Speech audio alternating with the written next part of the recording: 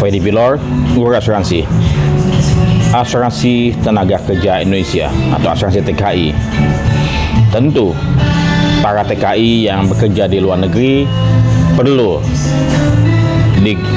pertanggungan dijamin ataupun diasuransikan, karena mereka akan mungkin berpotensi ataupun berpeluang meninggal dunia, entah katakanlah sakit atau mengalami kecelakaan atau apapun, ya kita tidak tahu, ya, sehingga dia harus kembali ke tanah air dan mungkin juga dia didenda karena dia belum bekerja dengan waktu yang minimal yang diperjanjikan, ya, sehingga perusahaan tenaga kerja tersebut harus membayar majikan yang telah mengeluarkan biaya, ya, itu asuransi kematian. Dan kemudian asuransi sakit, tentu para TKI ini berpeluang sakit selama berada di negara orang, selama bekerja, ya, sebagai tenaga kerja di negara orang.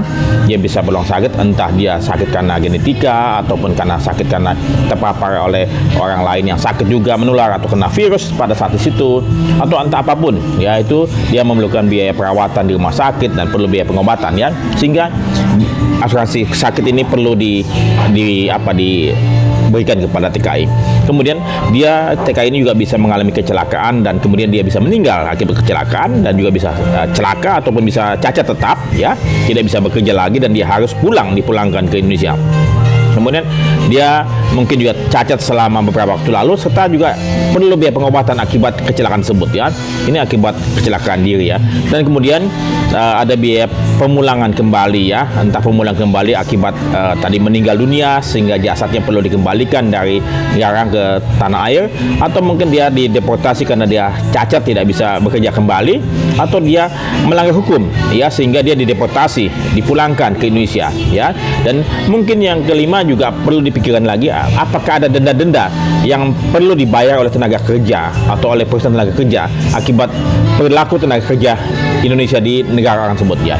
Jadi para pekerja perusahaan tenaga kerja harus memikirkan kembali risiko-risiko apa saja yang dihadapi oleh tenaga kerja dan perusahaan tenaga kerja sehubungan dengan perjanjian kerjasama ketenagakerjaan antara perusahaan tenaga kerja dengan mungkin perusahaan tenaga kerja dari negara orang, ya, ataupun dengan majikan. Nah, ini perlu diperhatikan, dan kemudian dia punya jaminan ini pun sesuai dengan jangka waktu masa kontrak kerja. Sehingga kalau kata tadi misalnya kontraknya selama 5 tahun dan kemudian dia cacat ataupun meninggal dalam waktu tahun pertama, sehingga masih ada 4 tahun yang dia mesti kerjakan, ya, dan kemudian ada denda ataupun penalti yang mesti dibayarkan kembali ke perusahaan tenaga kerja yang mengambil ataupun mengimport tenaga kerja tersebut di negara tersebut, ya, ataupun majikan yang telah mengeluarkan biaya transportasi dan biaya segala macam, ya.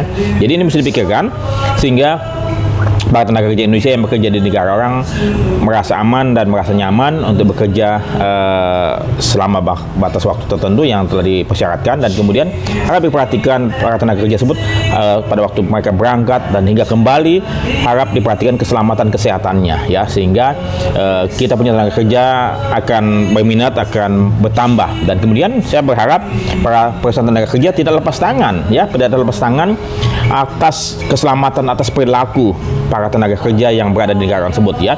Ini terus saja sangat prihatin terkait dengan tenaga kerja Indonesia yang ada di Osaka, ya. Bagaimana perusahaan tenaga kerja tersebut mengawasi, memonitor, ya, para tenaga kerja tersebut yang selama berada di negara tujuan tempat dia bekerja. Mestinya perusahaan tenaga kerja tersebut juga dapat didenda bila mana perilaku tenaga kerja yang dia bawa melanggar hukum, ya, kemudian bertindak tidak semena-mena, ya, dan kemudian perlu diadili atau perlu ditangkap dan diadili dan diproses hukum sebagaimana mestinya.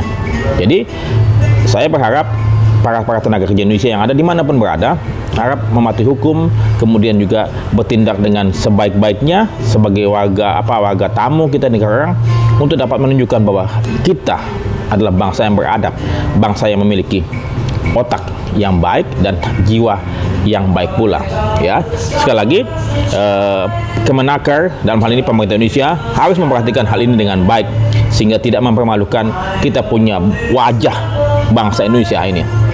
Saya Freddy Pilor, Guru Asuransi bagi Indonesia. Sampai jumpa.